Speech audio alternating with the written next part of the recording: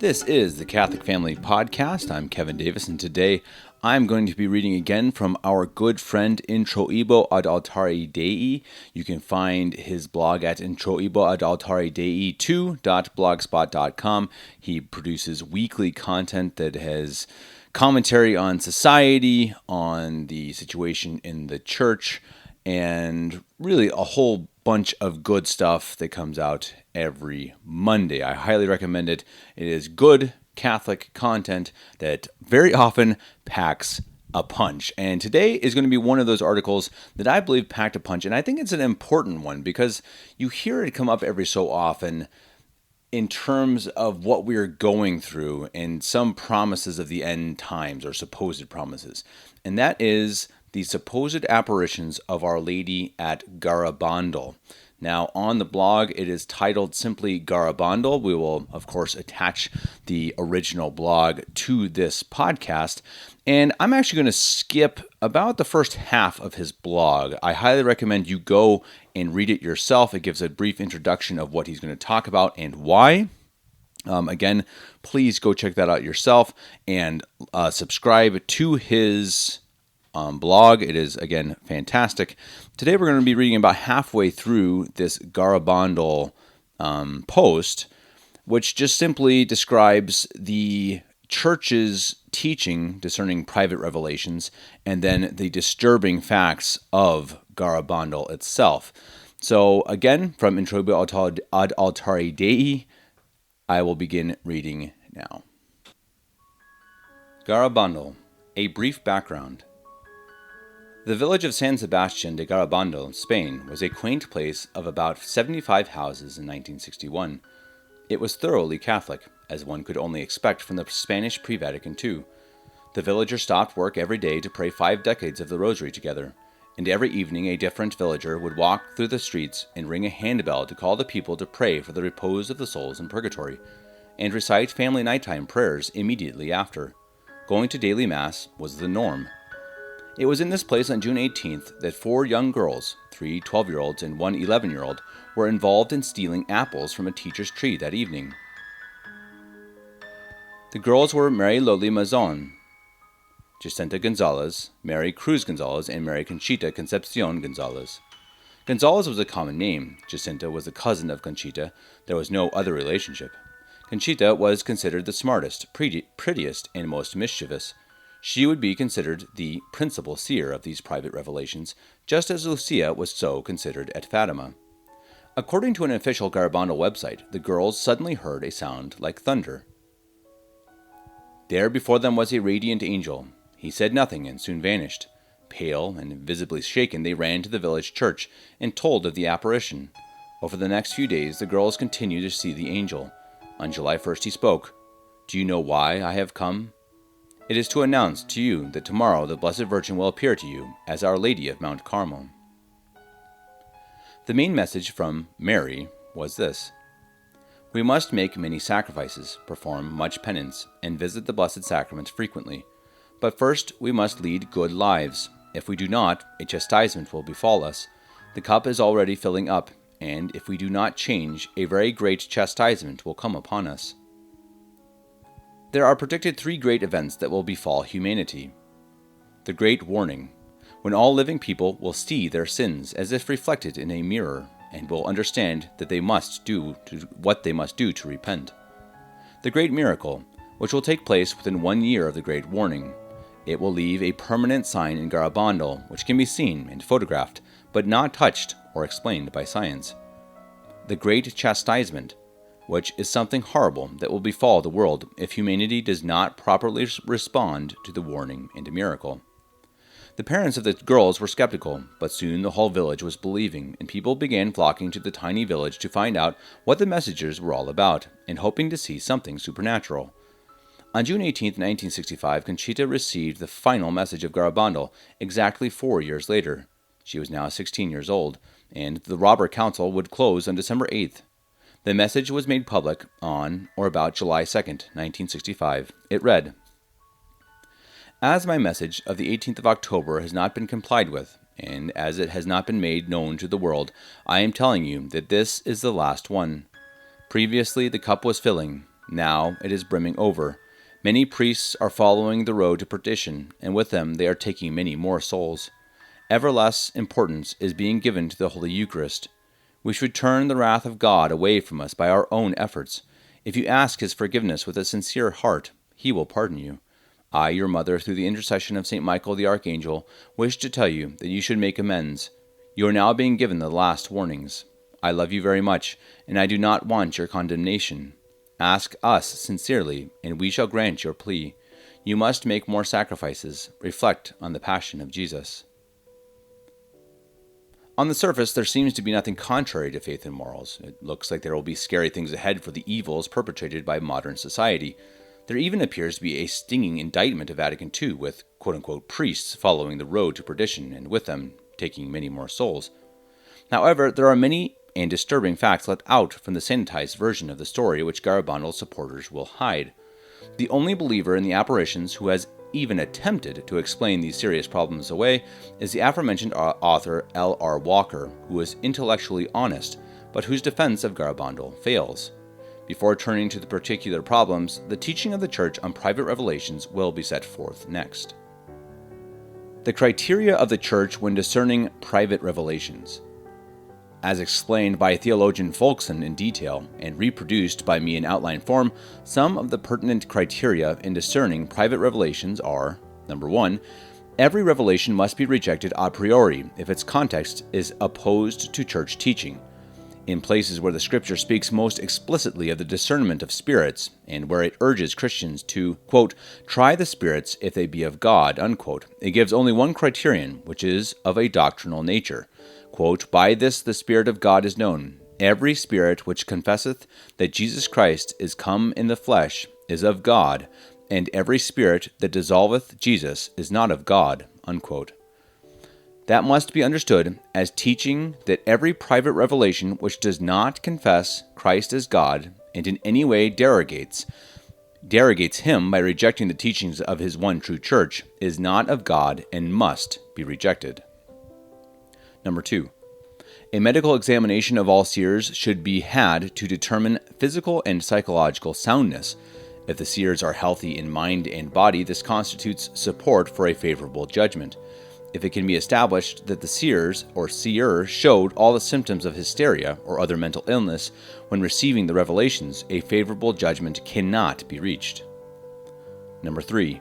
The seers should have deep humility, not seeking self-glorification, be obedient to proper ecclesiastical authority, and have fortitude.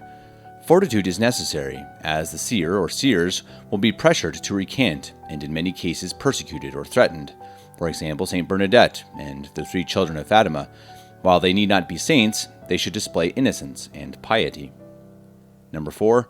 The revelations must be of a serious nature, and not frivolous or overly concerned with mundane things. Number 5. Any indication of natural explanations and or fraud must be ruled out to allow for a supernatural character. The disturbing facts of Garabandal. On the Garabandal website, it says, on June 18, 1961, 4 girls, Conchita Gonzalez, aged 12, Mary Cruz Gonzalez, aged 11, Jacinta Gonzalez, aged 12, and Marie Loli Mazon, aged 12, were playing on the outskirts of the village when they heard a sound like thunder. Problems. The girls were not, quote-unquote, playing. They had committed sin by stealing apples. They had felt guilty and decided to throw stones at the devil, who is, quote, to the left side, unquote. When they heard the thunder, they felt thrust onto their knees, as if by some unseen force. When they went into ecstasy and had visions, they were bent over backwards and walked that way so quickly, many of the villagers had a hard time keeping up by running forwards. Last year, a movie about Garabandal was released. The movie accurately displays how Conchita looked in this state. Immediately, it reminded me about a movie poster from a horror movie concerning possession.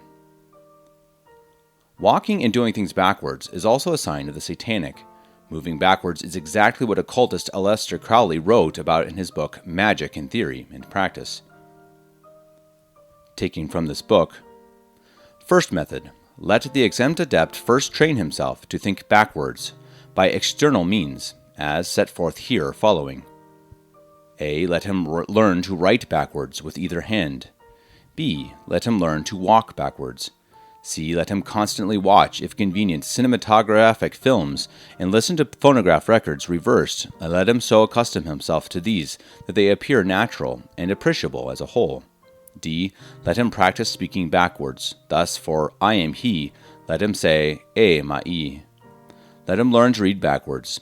In this, it is difficult to avoid cheating oneself, as an expert reader sees a sentence at a glance. Let his disciple read aloud to him backwards, slowly at first, then more quickly. F. Of his own ingenium, let him devise other methods. The Virgin asked that the girls not bring blessed sacramentals, rosaries, crucifixes, etc., because she wanted to bless these objects herself.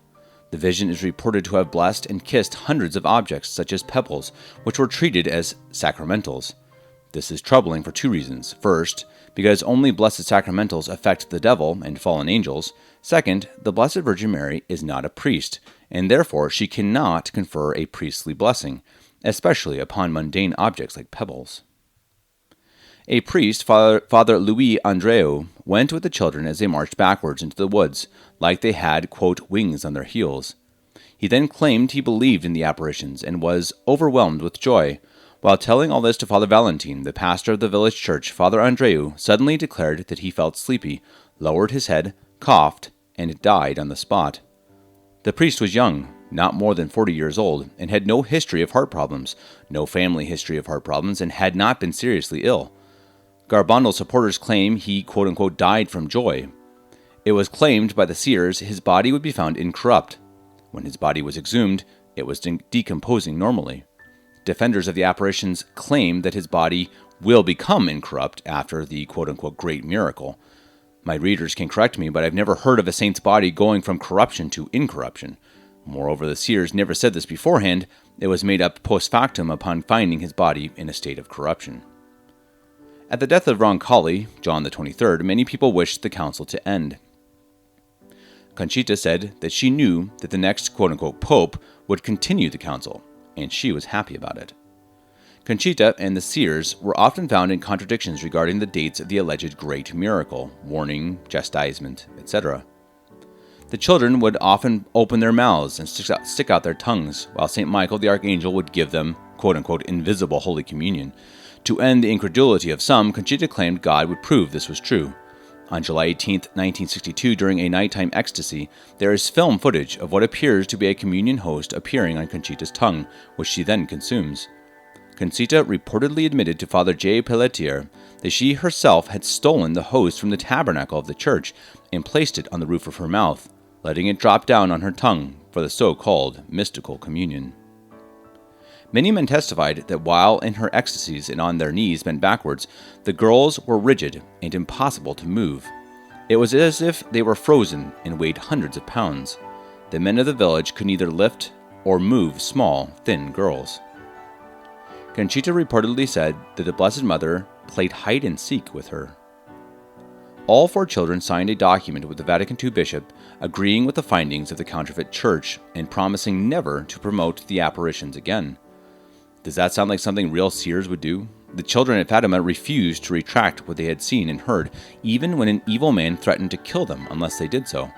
The girls at Garabandal later retracted their retraction. The Night of the Screams. This point is worthy of special mention, as those who accept Garabandal use it to assert the apparitions were a warning against Vatican II. This event was actually over 2 nights, June 18th and 19th, 1962. Two of the seers, Mary Loli and Jacinta, went into the woods on the edge of town. They went into ecstasy on their knees, and they shouted to Mary, "Don't tell us these things." They then screamed all night in such a terrifying manner that the whole village was up and afraid to approach them. The other 2 seers remained in the village. The sounds were so frightening.